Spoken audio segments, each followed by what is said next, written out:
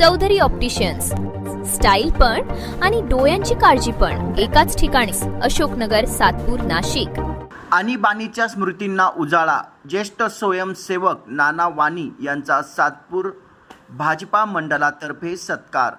आणीबाणीच्या काळातील संघर्षाच्या स्मृतींना उजाळा देत भारतीय जनता पार्टी सातपूर मंडळाच्या वतीने जनसंघाच्या काळापासून राष्ट्रकार्यात सक्रिय असलेले ज्येष्ठ स्वयंसेवक श्री नाना वाणी यांचा सत्कार करण्यात आला.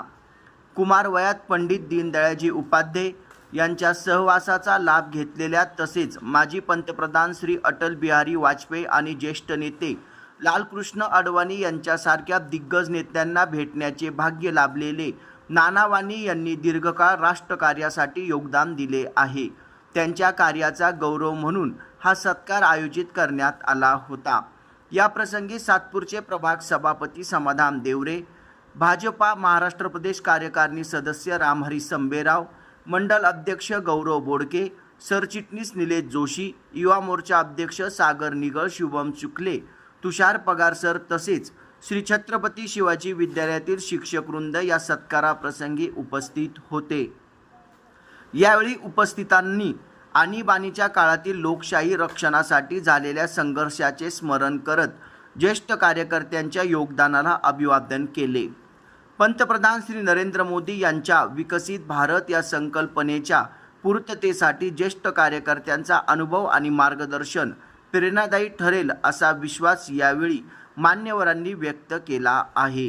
कधी घरी येणार तेव्हा फोन नव्हता, मोबाईल नव्हता, यांना अटक झाली, यांना जेलमध्ये नेलं गेलं आणि कधी सुटणार काहीच माहीत नाही, जामीन काहीच माहीत नाही, वकील माहीत नाही, काहीच माहीत नाही आणि जेलमध्ये टाकून दिलं, कुठल्या जेलमध्ये ठेवलं हे माहीत नाही. तेव्हा आमच्या भगिनीसुद्धा या ठिकाणी आल्या आहेत आणि मॅडम ती व्यथा सांगायला गेलं तर त्यांना नानांबद्दल किती सहन करावं लागलं असेल जेलमध्ये असताना. म्हणून नाना आम्ही सगळं तुम्हाला नतमस्तक होतो की तुमच्यासारखे जे काही स्वयंसेवक स्वतःहून त्या देशासाठी लढा दिला आणि तसेच आपले स्वर्गवासी झालेले डॉक्टर झुंबरलाल बद्दुरे त्यांनी सुद्धा जेल भोगले. डॉक्टर असताना त्यांना जेलमध्ये टाकण्यात आलं. आम्ही सकाळीच त्यांच्या घरी पण जाऊन आलो. सुधाकर भाऊंना सांगितलं की तुम्ही चांगल्या अशा देशाला सेवा करणाऱ्या व्यक्तीच्या पोटी जन्म घेतला, तुमच्या वडिलांचं सुद्धा आम्ही ऋणी आहोत. म्हणून या ठिकाणी सर्व सातपूर मंडळ, आमच्या पश्चिमच्या ताई पण येणार होत्या, आमदार श्रीमती हिरे व मी सातपूर भारतीय जनता पार्टीचा सभापती समाधान देवरे व सर्वच आमचे पालक या ठिकाणी तुमचा सत्कार करण्यासाठी आलो. म्हणून हा छोटासा सत्कार तुम्ही स्वीकारावा असं सगळ्यांच्या वतीने आम्ही तुम्हाला विनंती करतो. दिवस हा संविधान दिन म्हणून पाळला जातो. आता सांगितल्याप्रमाणे 25 जून 1975 रोजी इंदिरा गांधी त्यावेळेच्या पंतप्रधान काही कारण नसताना त्यांनी त्यावेळेला आणीबाणी लादली आणि त्यावेळेला आपले संघाचे असतील, जनसंघाचे असतील, अनेक लोकांना जेलमध्ये टाकलं. सर्वसाधारण नागरिकांना खूप त्रास झाला त्यावेळेला. यातले बरेच जणांना 18 तासाचा त्रास आणि त्यावेळेला आपले अटल बिहारी वाजपेयी असतील, लालकृष्ण अडवाणी असतील, मुरली मनोहर जोशी असतील, सगळ्यांना त्यांनी जेलमध्ये टाकले आणि इथं त्या नाशिक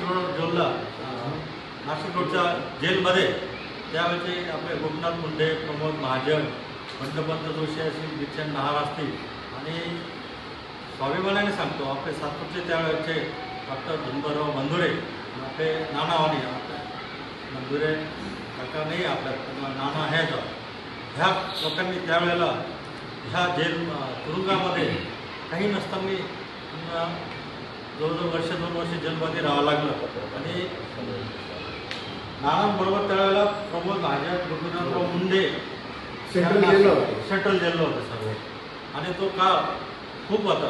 परंतु आणि तरी यांनी काढून परत त्यांनी काम चालूच ठेवलं. म्हणजे खरा का त्यांचा उद्देश एकच होता की संघाचं काम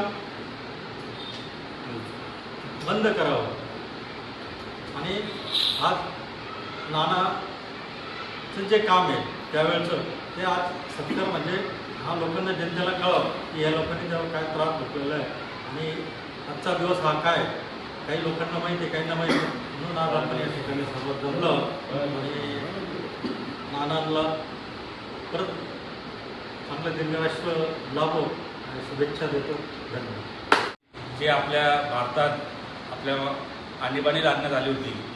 त्यावेळी जे काही आपले भारतीय नागरिक होते त्यांनी इतके कष्ट सहन केले, इतका त्रास त्यांना सहन झाला, जेल झाली, सर्व आपले नेते जेलमध्ये होते, सर्व नागरिकांना त्रास झाला. ह्या सर्व याच्यामध्ये आपल्या नाशिकमधील, आपल्या सातपूरमधील श्री नाना वाणी हे सुद्धा त्या संघर्षामध्ये त्यावेळी जेलमध्ये होते. यांनी खूप त्रास, खूप कष्ट सहन केले.